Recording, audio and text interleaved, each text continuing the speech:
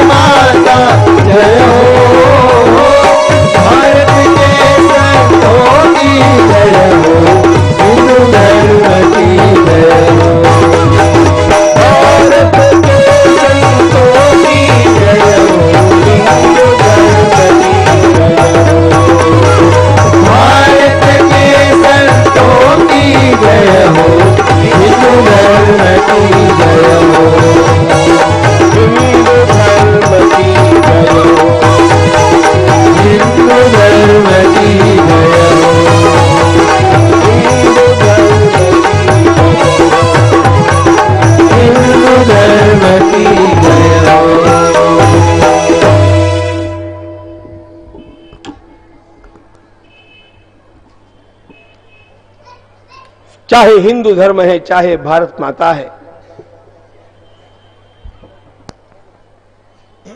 चाहे भारत के सारे संत हैं, इन सब का मूल आधार वेद है।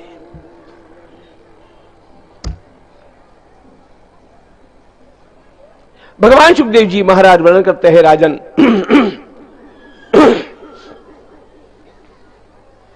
नूतन कल्प का आरंभ हुआ। महाराज सत्यव्रत को मनु का स्थान मिला, सप्तर्षियों को सप्तर्षियों के स्थान मिले।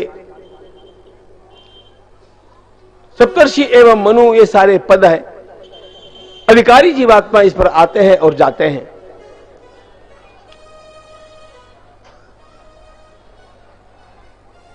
महाराज मनु के ही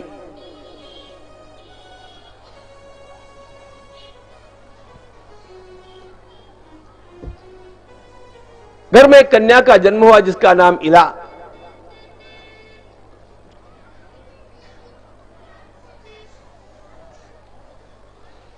मनु की इच्छा थी कि मुझे पुत्र हो, लेकिन हो गई कन्या।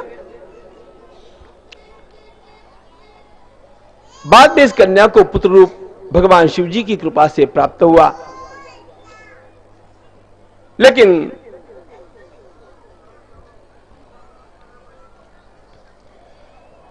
इस इलाका गांधर्व विवाह चंद्र के पुत्र बुध के साथ हुआ और वहां से चंद्रवंश का आरंभ हुआ।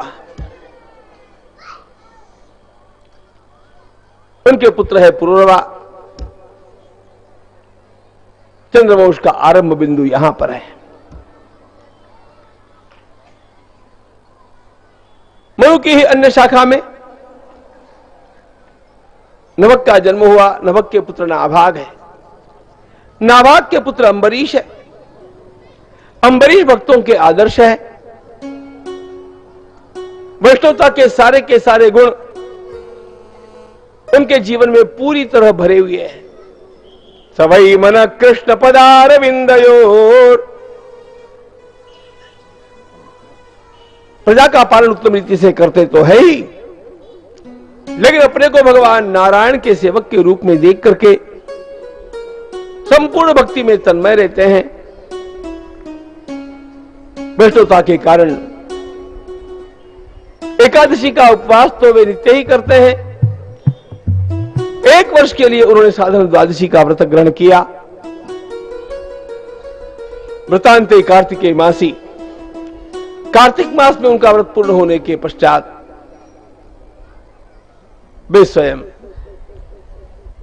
उसका उद्यापन करना चाहते हैं। उत्तम विप्रों को बुला करके द्वादशी के सूर्योदय के समय भगवान का महाभिषेक महापूजन करके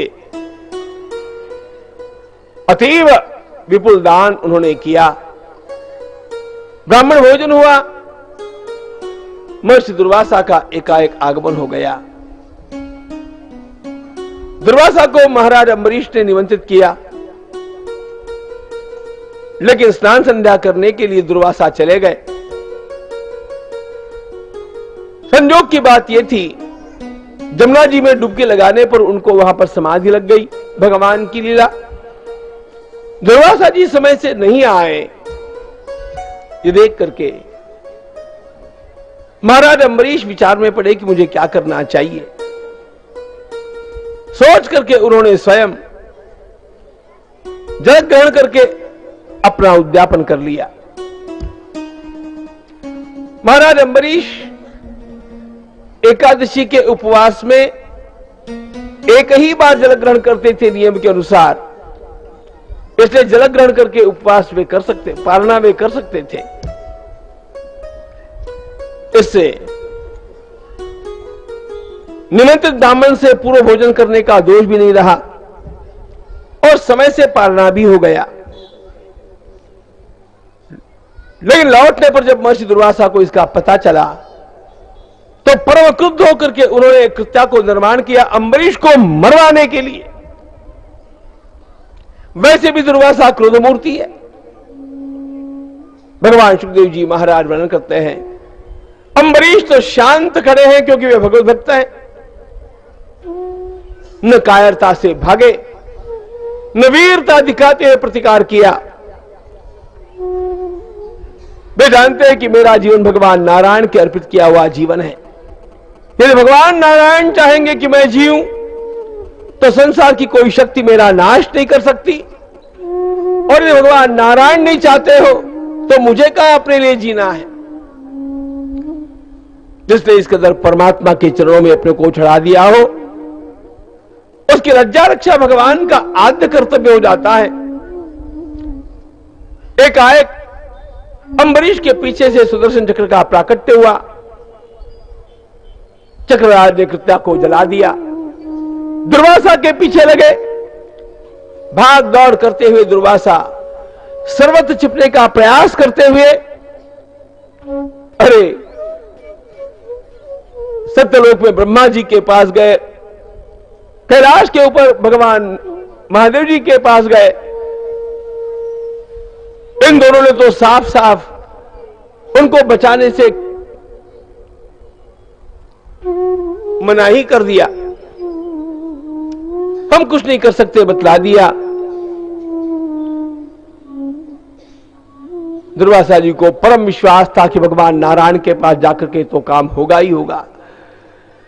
लेकिन चरणों में गिरे हुए दुर्वासा को देख करके भगवान नारायण ने भी सीधा कह दिया, ब्राह्मण देवता मैं आपके लिए कुछ नहीं कर सकता। अब तो दुर्वासा को दिन के तारे दिखने लग गए। दुर्वासा जी ने अपना अपराध मान्य कर लिया। अजानता ते परमानुभाव कृतम मयागो भवत प्रिया। मेरी गलती हो गई, मुझे क्षमा कीजिए। आप कुछ भी कर सकते हैं, आप सारे संसार के स्वामी हैं।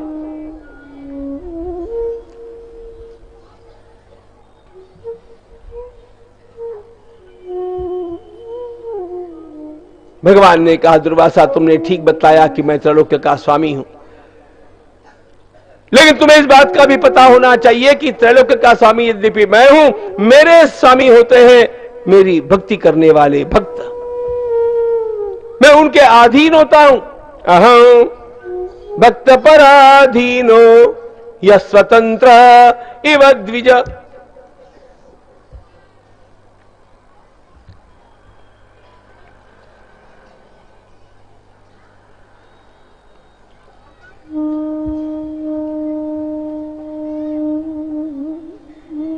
अटूक भगवान ने दुर्वासा जी को यह बात समझा दी। मेरा अपराध तुम्हारे द्वारा होता तो मैं तुम्हें क्षमा कर सकता था, मेरे भक्त के लिए इस प्रकार का अपमानजनक अपराध करने वाले को क्षमा मैं कर दूं, यह संभव नहीं। जाओ ब्राह्मण देवता। पग पकड़ करके रोने लग गए। कहां जाओ? भगवान ने कहा, आपको बचा सकते हैं केवल अम्बरीश। ब्रह्मन् सद्गच्छ भद्रन्ते नाभागतनयो नृपम् क्षमापय महाभागो ततः शान्तिर्भविष्यति। दुर्वासा ने कहा, अम्बरीश के पास? भगवान ने कहा, जाकर के देखो तो संत के पास जाकर के किसी का कभी नुकसान नहीं हुआ। देखो उसका जीवन कैसा है। दुर्वासा जी अम्बरीश के पास पहुंच करके उसके चरणों में गिरना चाहते हैं। अम्बरीश ने प्रणाम नहीं करने दिया।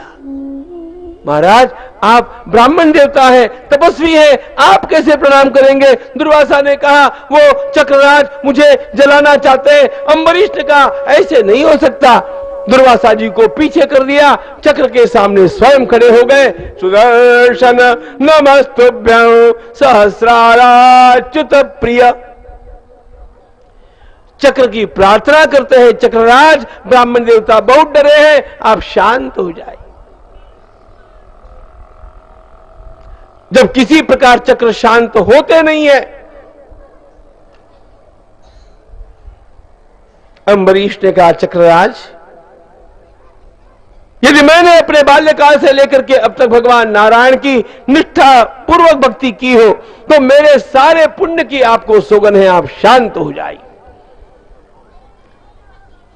अरे, जिस दुर्वासा ने अम्बरीश को मरवाने के कृत्या को निर्माण किया, उस दुर्वासा को बचाने के लिए अम्बरीश ने अपने सारे जीवन का पुण्य दांव पर लगा दिया। संत का अंतःकरण कैसा होता है, इसकी ये पहचान है।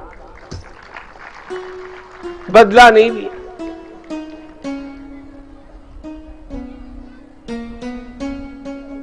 चक्र अंतर्धान हो गए। दुर्वासा चकित हो गए। अम्बरीश ने कहा, महाराज, मेरे घर से आप भूखे भूखे चले गए, निमंत्रित ब्राह्मण मेरे घर से भूखा चला गया।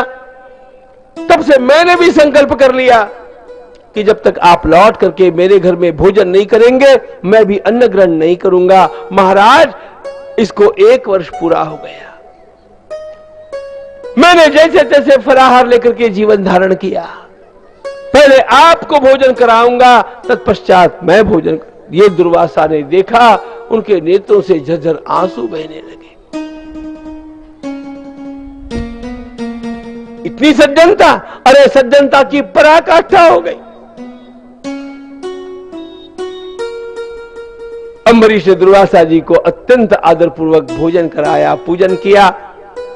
विदा होते समय दुर्वासा व्याकुल होकर के बोल रहे थे, तुम्हारे जैसा भक्त नहीं, तुम भक्तों के आदर्श हो। परमात्मा की मेरे ऊपर सबसे बड़ी कृपा यह हो गई अम्बरीश कि मैंने तुम्हारे दर्शन पाए। अम्बरीश, मैं किसी के साथ थोड़ी बात करता हूं तो अपने को धन्य मानता है।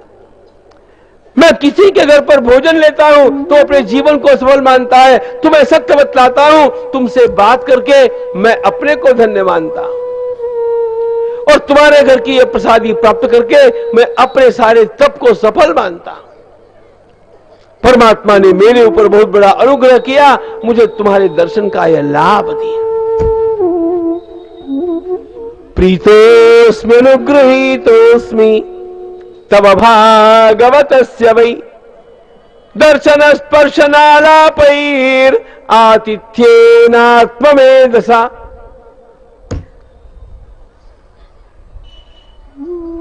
भक्ति इसका नाम है, ध्यान रखना। दुर्वासा जी पूरी पूरी प्रशंसा करते हुए और आशीर्वाद प्रदान करते हुए चले।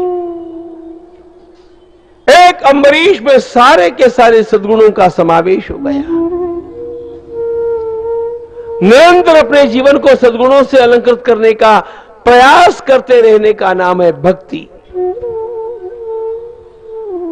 Day by day, in every way, I shell become better and better.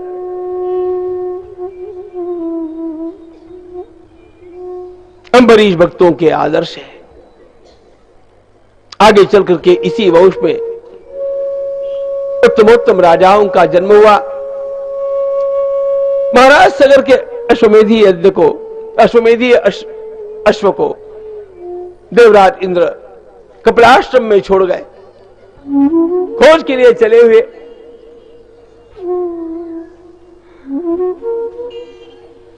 सगर पुत्र ढूंढते ढांढते जब कपिलाश्रम में आकर के उस अश्व को देखते हैं, उन अविवेकी पुत्रों ने भगवान कपिल महामुनि को दोषी माना और गाली गलौज करना आरंभ किया। उनके नेत्रों के खुलते ही अपने आप ही इनके भीतर पापाग्नि का प्रज्वालन हुआ और सारे के सारे दग्ध हो गए। पुत्र भी नहीं लौटे, घोड़ा भी नहीं आया। महाराज सगर जी का युद्ध कैसे हो?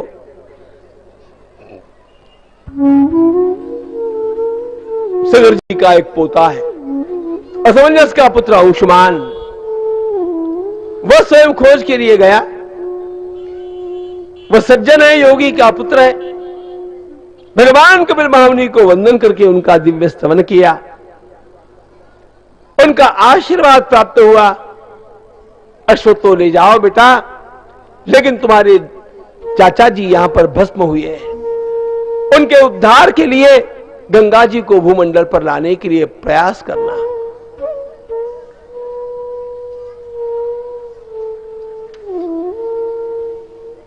अंशुमान ने जीवन भर गंगा जी के लिए साधन किया। उनके पुत्र महाराज दिलीप ने भी किया।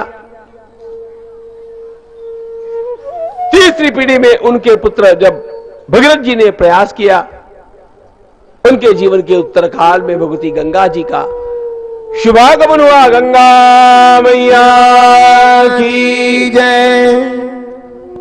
सगर पुत्रों की अस्थियों को जैसे ही गंगा जी का स्पर्श हुआ, सारे के सारे पूर्वजों का दर्शन महाराज भगीरथ को हुआ और उन्होंने कहा, अरे भगीरथ, तुम्हारा वंश फलेगा फूलेगा, खूब खूब उत्तम राजाओं का इसमें जन्म होगा।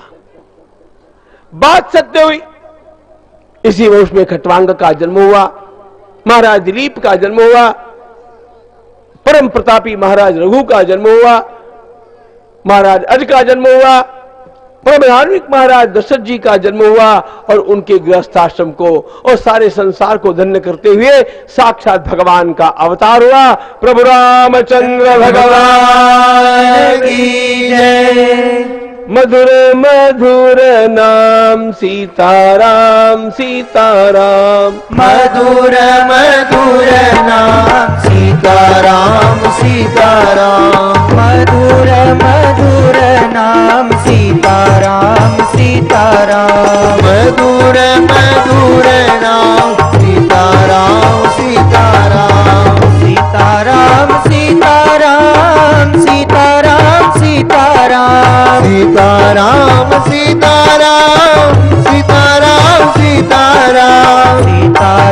सीताराम सीताराम सीताराम सीताराम, सीताराम सीताराम सीताराम सीताराम, मधुर मधुर नाम सीताराम सीताराम, मधुर मधुर नाम सीताराम सीताराम, मधुर मधुर नाम सीताराम सीताराम, मधुर मधुर नाम सीताराम सीताराम। हे राजा राम तेरी आरती उतारो, हे राजा राम तेरी आरती उतारो, आरती उतारो,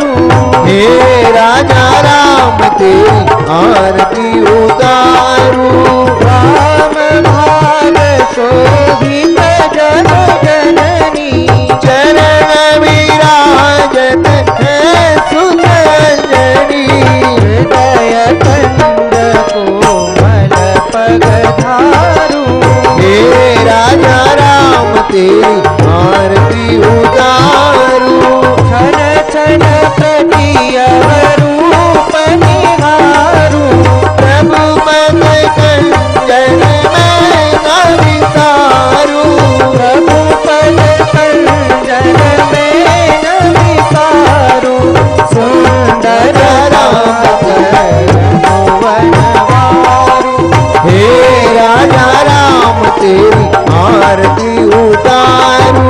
चरणों से निकली गंगा प्यारी, पावन करती है अवनी सारी। चरण कमल में सदा पधारू, हे राजा राम तेरी आरती उतारू। आरती हनुमत के मन भावे, राम कथा नित शिव जी गावे। सुन सुन निज जन्म सवारू, हे राजा राम तेरी आरती उतारू। आरती उतारू प्यारे तन मन वारू, आरती उतारू प्यारे तन मन वारू। हे राजा राम तेरी आरती उतारू, हे राजा राम तेरी आरती उतारू। हे राजा राम तेरी आरती उतारू, हे राजा राम तेरी आरती उतारू। प्रभु रामचंद्र भगवान की जय। गुरुवर्थे त्यक्तराज्यो व्यचरदनुवनम् पद्मपद्भ्यां प्रियाया पाणिस्पर्शा क्षमाभ्यां मृजितपथरुजो यो हरीन्द्रानुजाभ्यां वैरूप्याच्छूर्पणख्या प्रियविरहरुषा रोपितभ्रो विजृम्भ तस्ताब्धिर्बद्धसेतु खरदवदहनः कोसलेन्द्रोऽवतान्नः।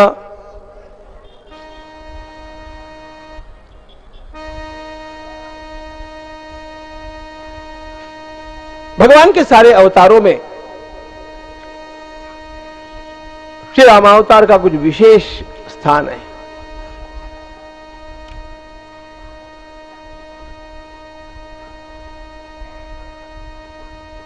एकमात्र श्री रामावतार के बारे में सभी ने ऐसे खुल करके कहा,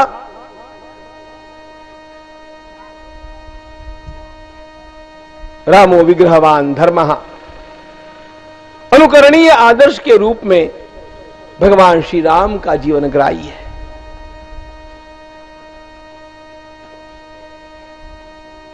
अन्यों का अग्राही है ऐसी बात नहीं होती, लेकिन सरलता से सारी बात मानव जीवन की दृष्टि से समझ में आ जाए, ऐसा आदर्शभूत जीवन भगवान श्री राम ने हम लोगों के सामने रखा। भगवान का यह अवतार रावणादि दुष्टों के नाश के लिए नहीं हुआ। रावणादि दुष्टों का नाश तो भगवान अन्य किसी को भेज करके भी कर सकते थे, और कोई नहीं तो भी कम से कम 3 लोग ऐसे उस समय भी उपलब्ध थे जिनके हाथों रावण मारा जा सकता था। जो रावण से अधिक बलवान, बहुत अधिक बलवान भी थे, और साथ साथ ब्रह्मा जी के द्वारा रावण को दिए गए वरदान में से भी जो भिन्न थे।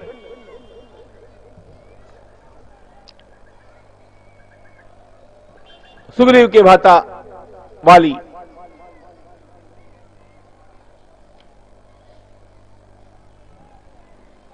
भगवान दत्तात्रेय के भक्त सहस्रार्जुन, इन दोनों ने रावण को लगभग 6 महीने अपने अपने कारागृह में बंदी बना करके रखा।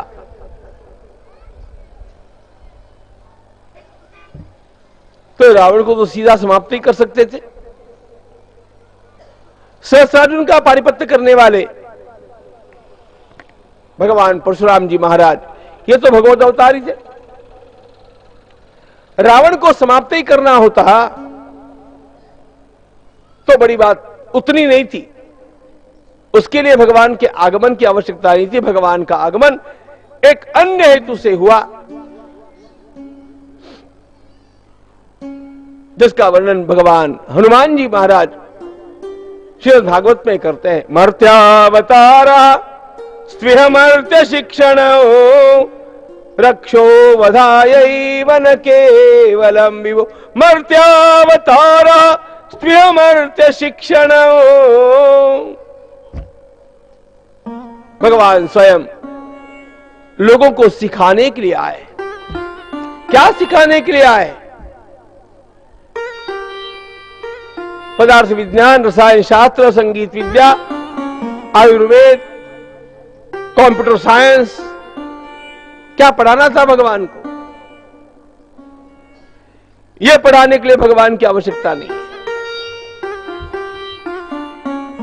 यह सामान्य लोगों से भी हम सीख जाते हैं। भगवान एक ऐसा ज्ञान हम लोगों को प्रदान करने के लिए आए जिसको धर्म कहते हैं। The science of human relations, मनुष्य का मनुष्य के साथ व्यवहार कैसा होना चाहिए।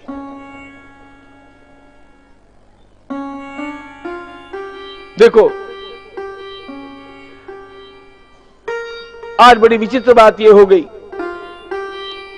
हम लोगों को विज्ञान ने पंछी की तरह आकाश में उड़ना सिखा दिया, मछली की तरह जल में तैरना सिखा दिया, लेकिन मनुष्य की तरह भूमि के ऊपर कैसे चलना, कैसे जीना, यह विज्ञान सिखाता नहीं। सिखाना विज्ञान की क्षमता नहीं, इसलिए केवल विज्ञान से उद्धार होगा नहीं। मनुष्य का मनुष्य के साथ व्यवहार कैसा होना चाहिए, इसी को हमारे पूर्वजों ने धर्म कहा है। धर्म का सीधा अर्थ है साइंस ऑफ ह्यूमन रिलेशंस। पुत्र का पुत्र धर्म होता है, पिता का पितृधर्म होता है, मां का मातृधर्म होता है, राजा का राजधर्म होता है, प्रजा का प्रजाधर्म होता है। धर्म का यह अर्थ है, और यह जिनसे सीखना होता है। हम अवश्य देखते हैं कि वह केवल बकवास करता है कि अपने जीवन में उस प्रकार से चलता है।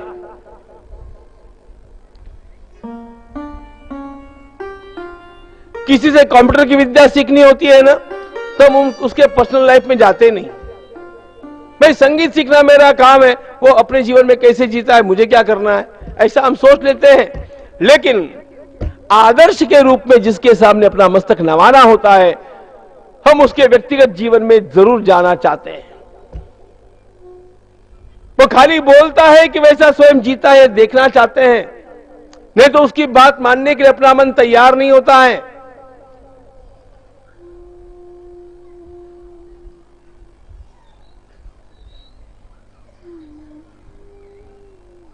वाली, सहस्त्रार्जुन और भगवान परशुराम जी महाराज, ये तीनों भी रावण से अधिक पराक्रमी तो है, लेकिन जीवन की विद्या हम उनसे सीखे ऐसा आदर्श उनमें दिखता नहीं। क्योंकि उन तीनों के जीवन में एक एक लांछन दिखता है। बाली का जीवन काम से लांछित है, सहस्त्रार्जुन का जीवन लोभ से लांछित है। गलती होगी, ठीक है।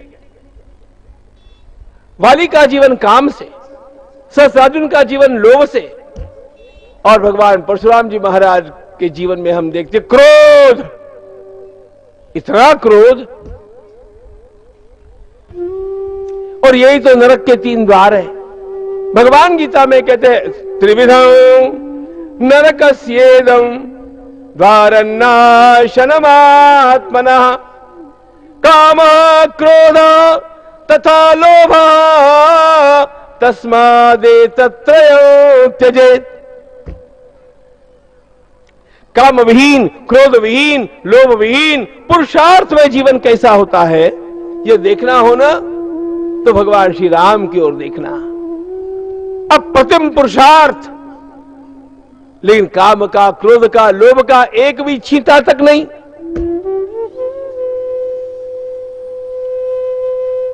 काम और क्रोध, इन दोनों से भी लोभ अधिक बलवान होता है, क्योंकि काम और क्रोध दोनों भी साइकोसोमैटिक है, शारीर मानस है।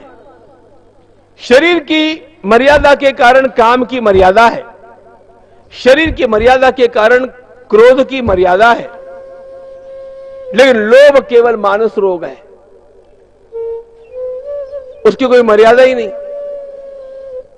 देश के साथ धोखा करके कितनी संपत्ति ले जाकर के स्विट्जरलैंड के बैंकों में जमा करना, इसकी क्या मर्यादा है बोलो? भ्रष्टाचार की सारी सीमाएं हम लोगों ने लांघ दी, क्या मर्यादा रही? कितने लाख करोड़, मैं तो समझता ही नहीं, वो आंकड़े ही मेरे ध्यान में नहीं आते। क्या मर्यादा है?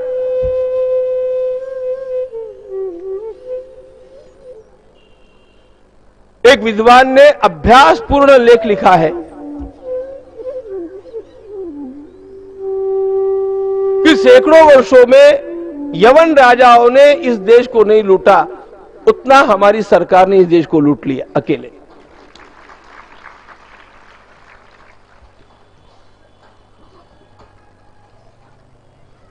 लोभ मूलानि पापानि, लोभ के कारण इतने पाप होते हैं।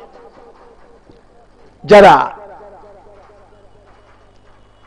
सारा स्क्रीनिंग करके देख लीजिए, भगवान के अंतःकरण के सातवें पर्दे के भीतर भी लोभ का कोई छींटा है क्या?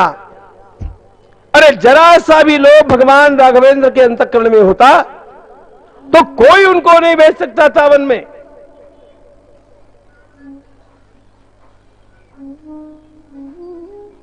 लखनलाल जी महाराज विद्रोह के लिए तैयार थे,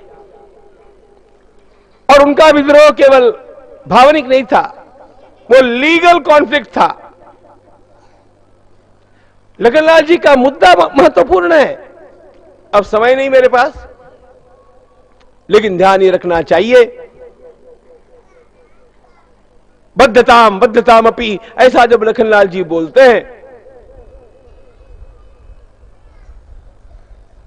तब उनके सामने अयोध्या की संसद है, और यही अयोध्या की संसद महाराज दशरथ जी के सामने भी है।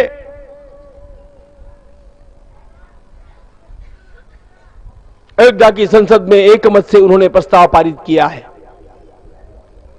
अब यदि कैकेयी माता की बात मानी जाए तो अयोध्या की संसद में मैं झूठा साबित होता हूं, और यदि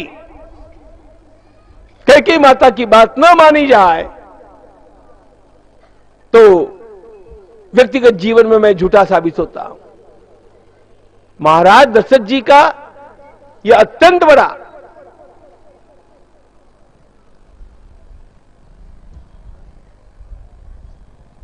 पाश है, धर्मपाश। धर्मपाश शब्द का उपयोग ही उन्होंने किया, मैं बंध गया।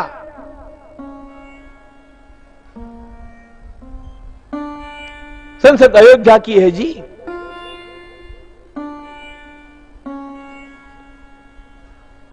अयोध्या का राज्य यह महाराज दशरथ जी का व्यक्तिगत राज्य नहीं है, परंपरा से आया है। परंपरा से आई हुई संपत्ति का वितरण भी परंपरा के नियमों के अनुसार होता है।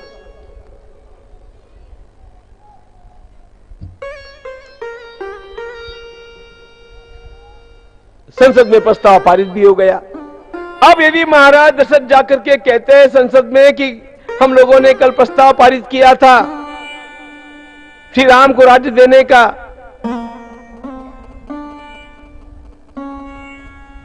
लेकिन मैडम ने ऑब्जेक्शन ले लिया, लेट अस चेंज इट, ऐसा कहने के लिए हमारे प्रधानमंत्री थोड़े ही थे, और यह मानने के लिए वो भारत की संसद थोड़ी थी दिल्ली वाली।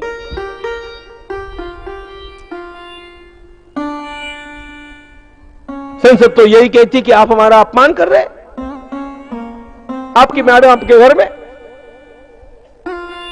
यह राज्य का प्रश्न है। महाराज दशरथ जी को इस बात का पता है, इसलिए लखनलाल जी महाराज ने जब भगवान श्री राम के सामने कहा कि पिताजी के ऊपर अभियोग चल सकता है, उनको कारागृह में रखा जा सकता है, लीगली प्राण दंड भी मिल सकता है अभियोग में,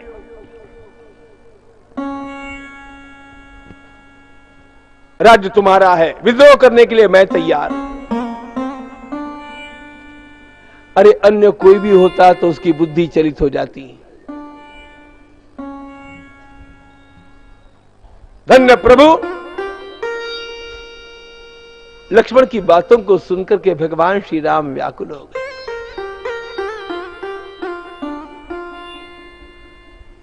भगवान बोले, लक्ष्मण, हमारे जिस पूज्य पिता ने जीवन भर में कोई गलत काम नहीं किया,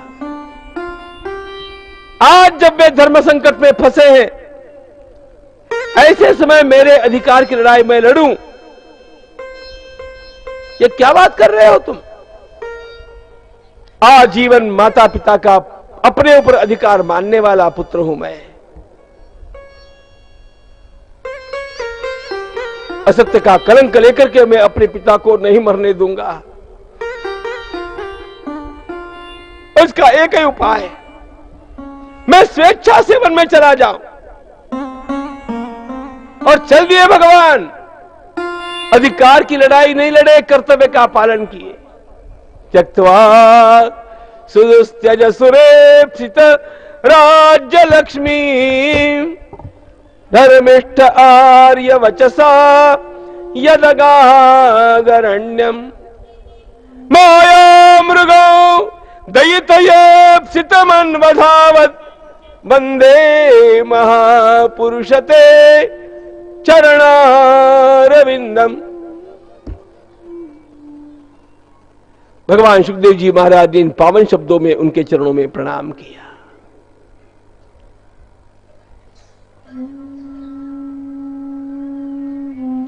अधिकार की लड़ाई न लड़ते हुए कर्तव्य के मार्ग पर आगे बढ़ने वाले इस वंश में केवल भगवान श्री राम नहीं थे। ननिहाल से लौटने के पश्चात भरत जी ने क्या किया? अरे सब ने मिलकर के भरत जी से कहा था कि अब सिंहासन पर आपको बैठना होगा। भरत जी के स्थान पर कोई भी अन्य होता तो जरूर कहता, माझा तो जरा पण मनात नाही पण जनतेच्या आग्रहास्तव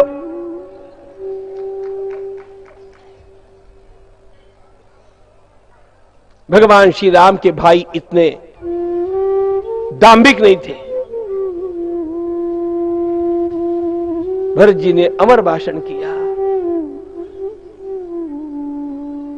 इस सिंहासन का स्वामी अपने धर्म का पालन करता हुआ दंडक के वनों में घूम रहा है, उस सिंहासन के ऊपर मैं बैठूं? आज नहीं, कल नहीं, इस जन्म में कभी नहीं। दो टूक उत्तर। और चले भरत भगवान को मनाने के लिए, यह प्रतिज्ञा करके कि भैया ना आए तो मैं भी अयोध्या में नहीं प्रवेश करूंगा। सारे अयोध्यावासी लोगों के संशय के भ्रम समाप्त, बादल छट गए। चल पड़े श्री भरत चित्रकूट की ओर। इस प्रसंग में तमिल का राम कथा के लेखक कम्ब ने कहा, राम जी का त्याग महान जरूर है, लेकिन भरत जी का त्याग इस प्रसंग में उनसे भी महान, क्योंकि भगवान को उनमें जाना चाहिए। It was demanded at least by 2 citizens, Kaikeyi माता एंड मंथरा मैडम।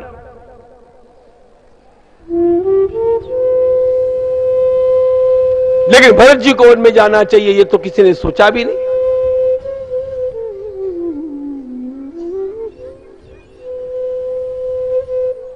चल पड़े श्री भरत और चित्रकूट के पवित्र प्रांगण में दोनों भाइयों का कैसा मंगल कलह साकार हुआ। राजा बनने के लिए नहीं, राजा न बनने के लिए। मैं राजा हूं कहने के लिए नहीं, मैं राजा नहीं हूं तुम राजा हो यह सिद्ध करने के लिए। भगवान श्री राम के उत्तरों के ऊपर कोई कुछ नहीं बोल सकता था। प्रभु की युक्तियां अकाट्य थी।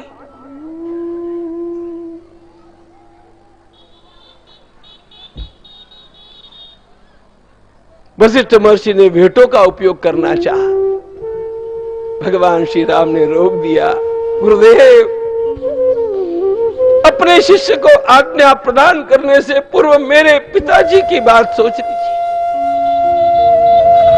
मैं अपने पिता को दुख में रख करके और कलंकित रख करके कुछ नहीं कर सकता। लक्ष्मीश्चंद्रादपेयाद्वा हिमवान् वा हिमं त्यजेत् अतीयात् सागरो वेलाम् न प्रतिज्ञामहं पितुः। चंद्र की सारी सुषमा नष्ट हो जाए, हिमालय का सारा बर्फ पिघल जाए, सागर मर्यादा का उल्लंघन कर दे, लेकिन श्री राम अपने पिताजी की प्रतिज्ञा को सत्य करके रहेंगे।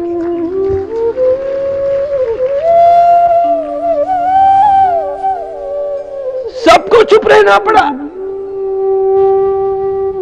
भरत जी फूट फूट करके रो। भगवान ने समझाया, भरत किसी का दोष नहीं, ये मेरे भाग्य का चक्कर है। नको अश्रुढाळु आता पूसलोचना तुझा आणि माझा आहे वेगळा प्रवास। अयोध्येत तू हो राजा रंक मी वनीचा, पराधीन आहे जगती पुत्र मानवाचा, दोष ना कुणाच। खेळ चालला से माझ्या पूर्व संचिताचा, पराधीन आहे जगती पुत्र मानवाचा, दोष ना कुणा।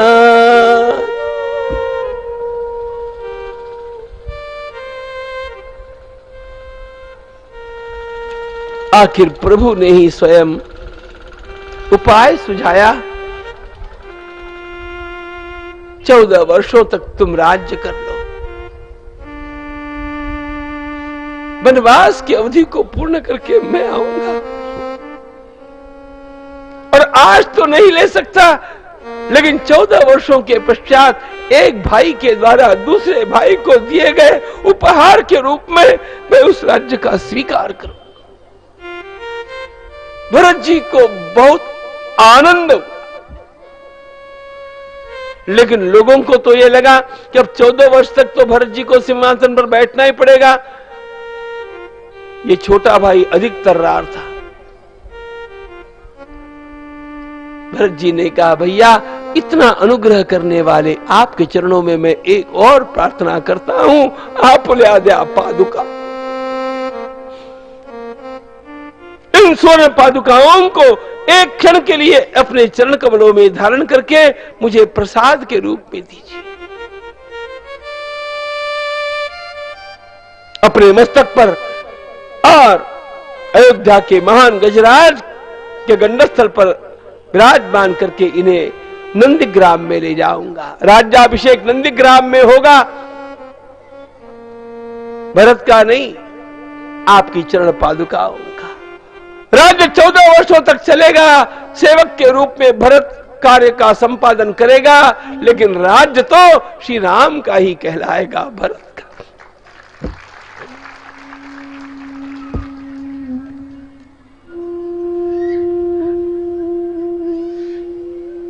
धन्य चित्रकूट, धन्य दोनों भाइयों का प्रेम।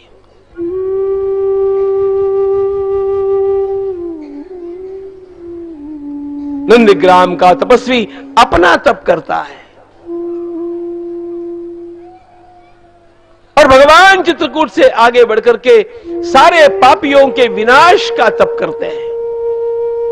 निश्चर ही न करहु मही भुज उठाई पन कीन, सकल मुनिन के आश्रमई जाई जाई सुखदी।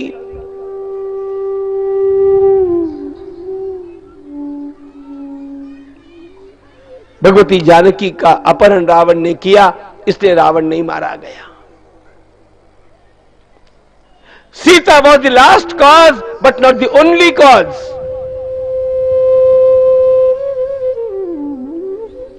लंका का युद्ध यदि भगवान ने सीता जी के लिए ही किया हो तो उसमें कौन बड़ी बात है। यह तो वही हो गया जो छोटे बड़े पर्दों पर तमाशा चलता है रोज काम कथा का। एक होता है नायक, एक होता है खलनायक, एक होती है नायिका। खलनायक नायिका को लेकर के भागता है, नायक वहां पर जाकर के उछल कूद डिशम डिशम करता है, उसको उठा करके वापस लाता है। सारी काम कथाओं में आप यही पढ़ते हैं, देखते हैं पर्दे पर। यही भगवान ने किया हो तो कौन बड़ी बात।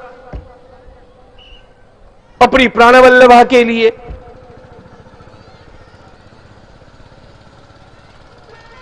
he did fight just not for a personal cause but for a national cause। Ravan धर्म के लिए चुनौती बन गया था। रावण ने ऋषियों को सताया था। रावण ने सारा धर्म विध्वंस कर दिया। पीढ़ियों के लिए वो चुनौती बन गया। हजारों नारियों का सम्मान उसने नष्ट किया। इसलिए भगवान अपनी आयु के 16वें वर्ष में ही रावण को मारने का मन बना चुके थे। ध्यान रखना।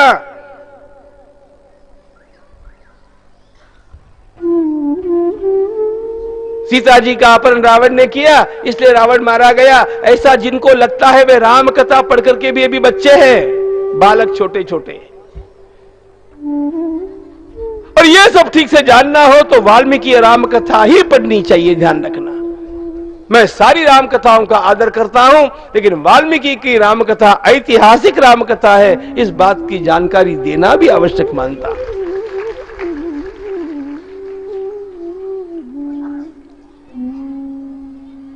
16वें वर्ष में ही भगवान रावण का नाम सुन लिए,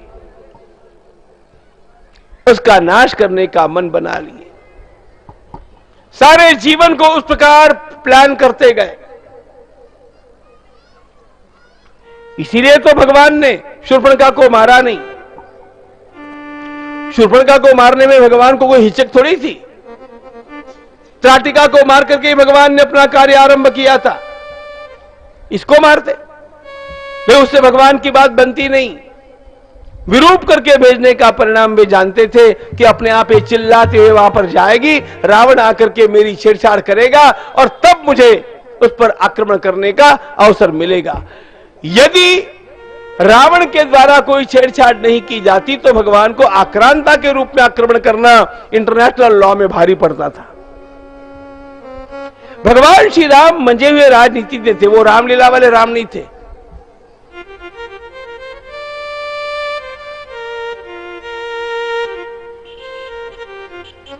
सारे आतंकवादियों का नाश भगवान ने किया।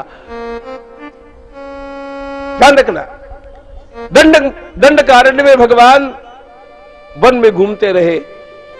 कितना कितना कठिन कार्य था। आज भी यह दंडकारण्य है। 150 किलोमीटर चौड़ाई का यह पट्टा रायपुर से लेकर के हैदराबाद तक है। और अभी भी आपको बतला दूं, हमारी सेना वहां जा नहीं सकती, हमारे मुख्यमंत्री, प्रधानमंत्री, राष्ट्रपति वहां जा नहीं सकते आज भी। ये कोई सॉवरिन भारत है? दंडकारण्य इतना भी है। नक्सलवाद अथवा माओवाद का नाम लेकर के वहां पर काम करने वाले राक्षस आज भी है। अब कुछ अभियान शुरू हुआ है, पता नहीं कब तक चलेगा, इलेक्शन तक चलेगा।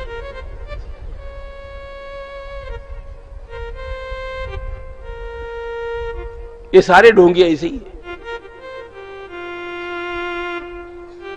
ऐसी स्थिति में भगवान श्री राम वहां पर जाकर के रहे, चुन चुन करके पापियों का विनाश किया, साधु संतों का संरक्षण किया और अंत में जाकर के खरदूषण त्रिशरा के पश्चात इनके मूल के स्थान में विराजमान उस सबसे बड़े पापी को, रावण और कुंभकर्ण को ध्वस्त करके भगवान लंका के ऊपर विजय प्राप्त करते हैं, धर्मराज्य की स्थापना करते हैं, पीढ़ियों का सारा हिसाब चुकता करते हैं। इस सारी सेवा में भगवान के लिए समर्पित सर्वाधिक सेवा करने वाले बजरंगबली की जय। फिर लौट करके भगवान अयोध्या जी में उनका स्वागत होने के पश्चात राज्यारूढ़ होते हैं। राजाधिराज प्रभु रामचंद्र भगवान की जय। भगवान सुखदेव जी महाराज वर्णन करते हैं, राजन, भूमंडल के अत्यंत अनियंत्रित क्षत्रियों को नियंत्रित करने के लिए भगवान जमदग्नि महर्षि और रेणुका माता के माध्यम से अवतार ग्रहण किए। परशुराम भगवान की जय।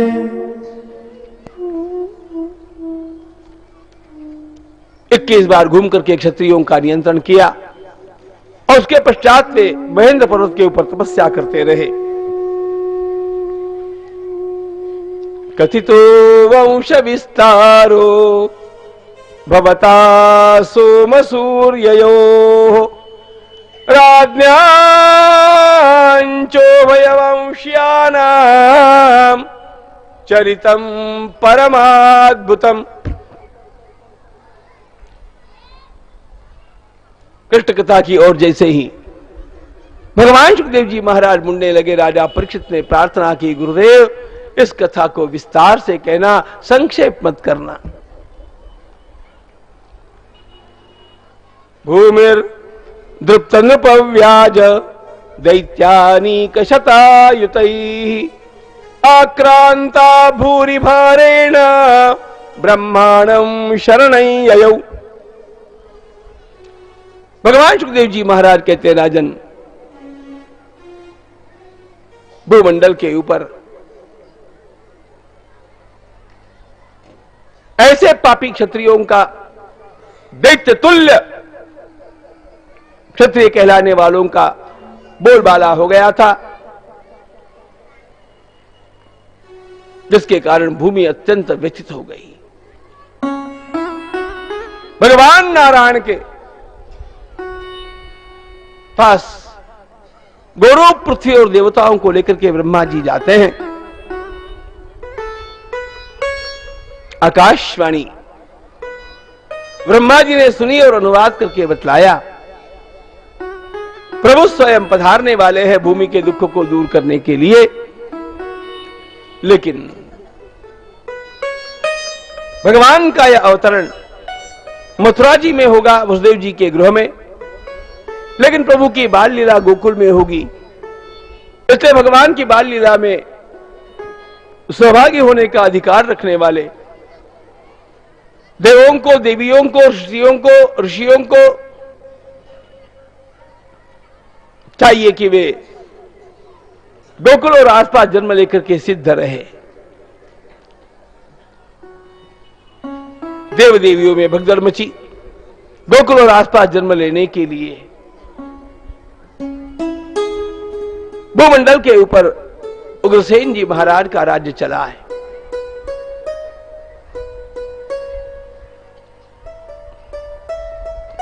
कृष्ण कथा को 10 मिनट के लिए आगे बढ़ाना है। उसके पूर्व यहां पर बहुत सारे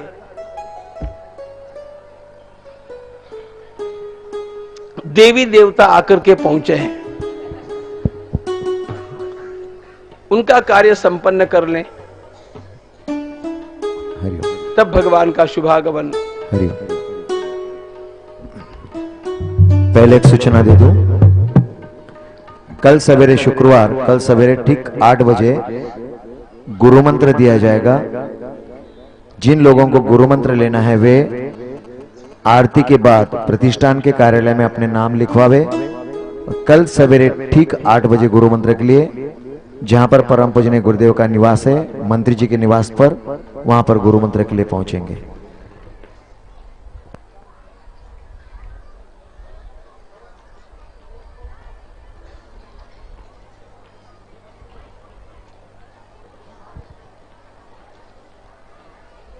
हेलो, जय श्री कृष्ण। परम पूज्य आचार्य के आगे की परवानगी से गीता दर्शन पे एक छोटी नाटिका प्रस्तुत करने जा रहे हैं। श्रीमद् भगवद गीता संस्कृत में है। यह बच्चों को समझना थोड़ा कठिन है, इसलिए एक उसका हिंदी अनुवाद सरल बाल गीता करके है, उस पर आधारित एक नाटिका मॉडर्न इंग्लिश स्कूल सेलू के सभी विद्यार्थी यहाँ प्रस्तुत करेंगे। इसमें 18 अध्याय के हर अध्याय पर एक कृष्ण और एक अर्जुन का पात्र लिया हुआ है और बाकी अलग अलग पात्र का भी शामिल है। कुल मिला के 80 विद्यार्थी इसमें है। मैं मॉडर्न इंग्लिश स्कूल के श्री राठौड़ सर को विनंती करता हूं कि ये बाल गीता का शुरुआत करें। बारी बारी से बच्चे जाएंगे, कृपया शांति बनाए रखें विद्यार्थी।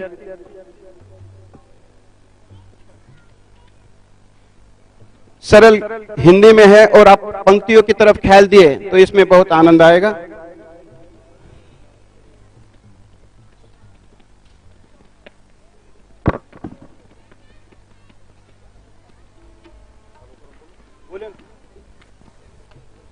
राठौड़ सर।